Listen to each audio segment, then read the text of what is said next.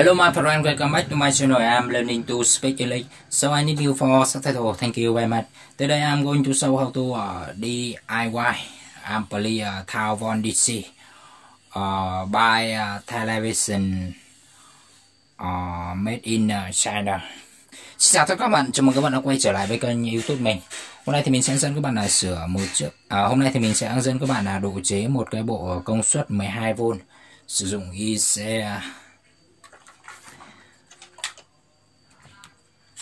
Ok, đây là con IC CD 5266S các bạn nha. IC CD file chill 6 file CS. Rồi tiếp theo con IC của chúng ta thì sẽ bao gồm là 9 chân các bạn nha. Trong khi đó thì sẽ có một số chân như sau. Ok, chân 1 của chúng ta thì sẽ có một con tụ hóa 47mm 16V. Chân 2 của chúng ta sẽ bỏ các bạn nha. Và thì mình sẽ căn chỉnh cái phần sơ đồ cho các bạn quan sát được sắc nét hơn nhé. Chân 2 chúng ta bỏ các bạn nhé. Chân 3 là mát. Chân số 4 và chân số 5 thì sẽ có con tụ 10mm 25V này. 10mm 25V các bạn nhé. Chân số 7 của chúng ta thì sẽ là chân mát và chân số 6 là đường nhạc input vào này. Music in 6. Và chân số 8 là chân xuất âm gen loa các bạn nhé. Speaker out 8. Speaker out 8. Chân số 9 9 VCC Taiwan DC. Chân số 9 của chúng ta thì sẽ là chân nguồn các bạn nhé. Chân nguồn 12V vào chân số 9 này. Rồi thứ kê sẽ để sơ đồ cho các bạn quan sát một lúc để chúng ta tiện cho việc chụp lại sơ đồ làm cơ sở dữ liệu để chúng ta chế cháo các bạn nhé. Rồi thứ kê sẽ lấy nét cho các bạn quan sát con IC này các bạn này. Thì con IC của chúng ta là CD5265CS này các bạn này.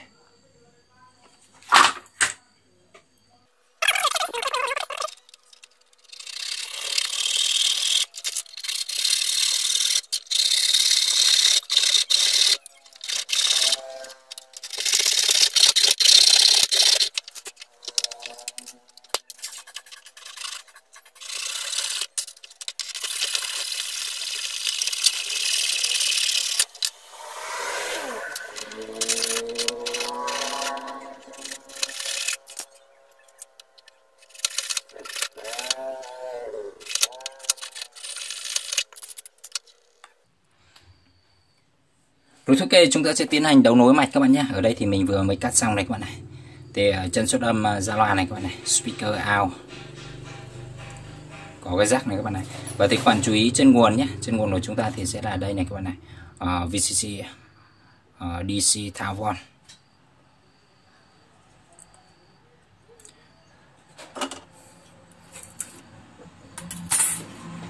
Ok, mình sẽ dùng cái nguồn máy tính để cấp nguồn các bạn nhé. Computer Sure Computer Taiwan DC. Mình sẽ dùng 12V trên cái nguồn máy tính nha các bạn này. Thì sẽ là dây vàng và dây đen nhé. Zero Taiwan Black.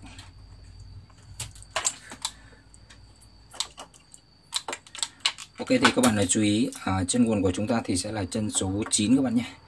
Và thì sẽ là con tụ này các bạn này. Thì các bạn câu nguồn vào trên con tụ là nguồn này.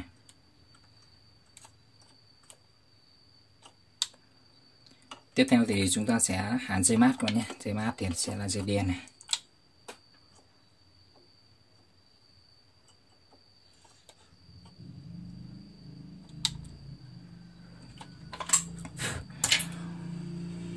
Ok, thì chúng ta sẽ hàn chân ra loa các bạn nhé. Speaker out.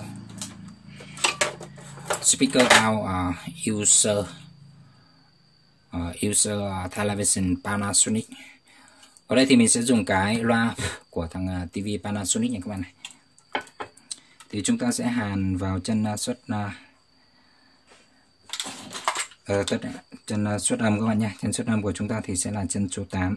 Speaker out S.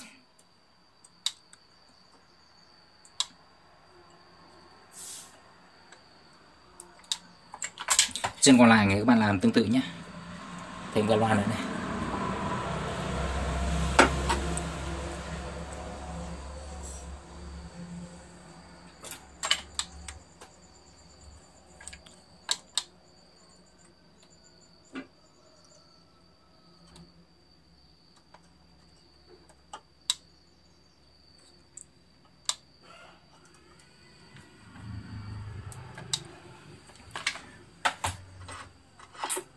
Rồi ok, mình sẽ cấp nguồn cho nó các bạn nhé.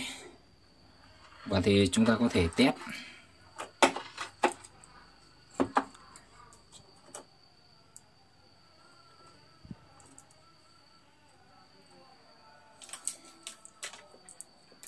Ok, mình cắm điện này các bạn này.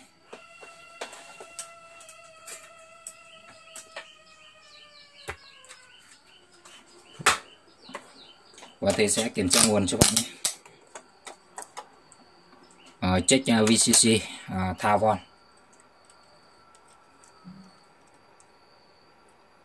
Ok, nguồn của chúng ta 12V này các bạn này. Các bạn chú ý quan sát đồng hồ và năng nhé. Ok, 12V đủ nhé. Và thì mình sẽ check cái loa cho các bạn nhé. Thì chân input của chúng ta thì sẽ là chân số 6.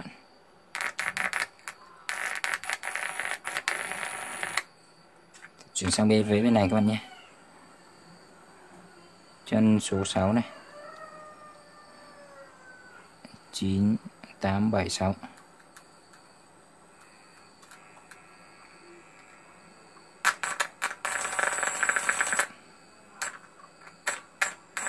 Ok. Chân cái bên này các bạn này.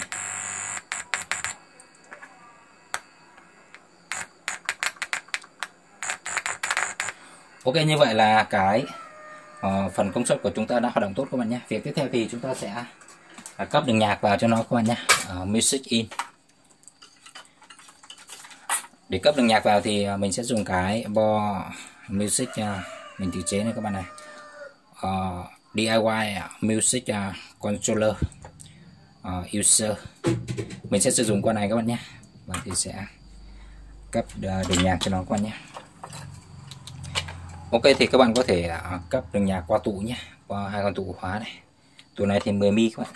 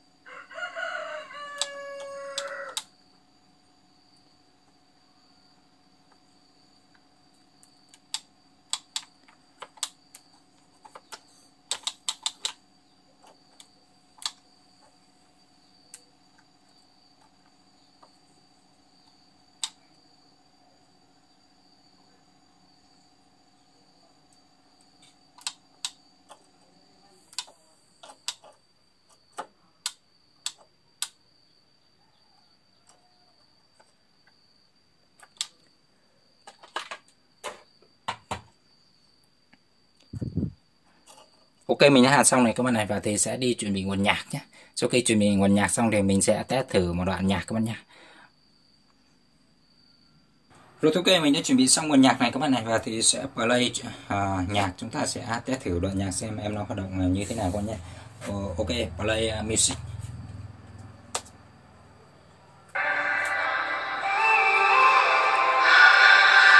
Ok, ngoài ra thì chúng ta có thể to nhỏ đây này các bạn này. Mình vặn bé hết cỡ nhé. Và thì sẽ tăng nhé. Vặn bé hết cỡ nhé.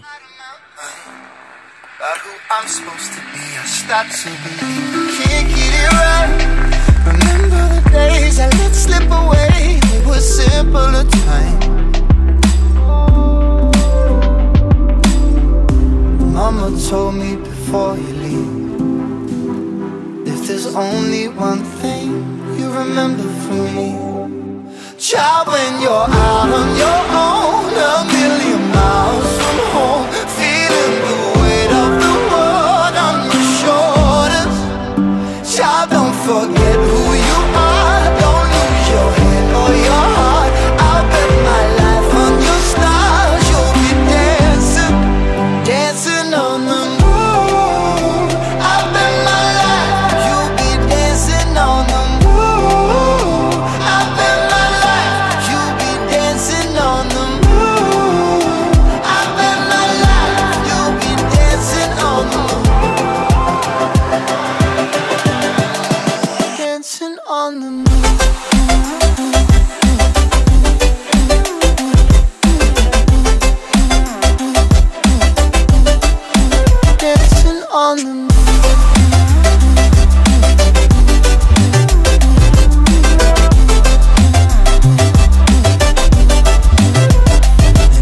compass was wrong, and I'm still on my way closer each day to where I belong.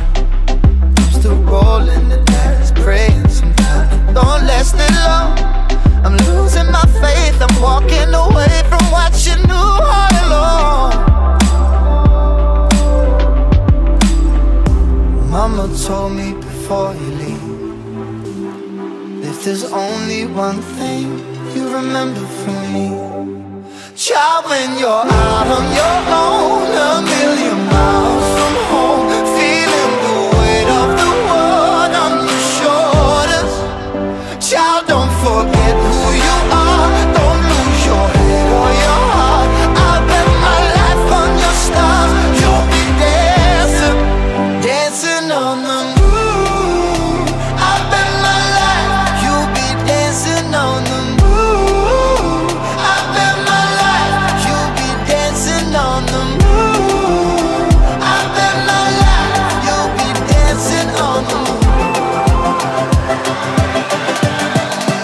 Dancing on the moon.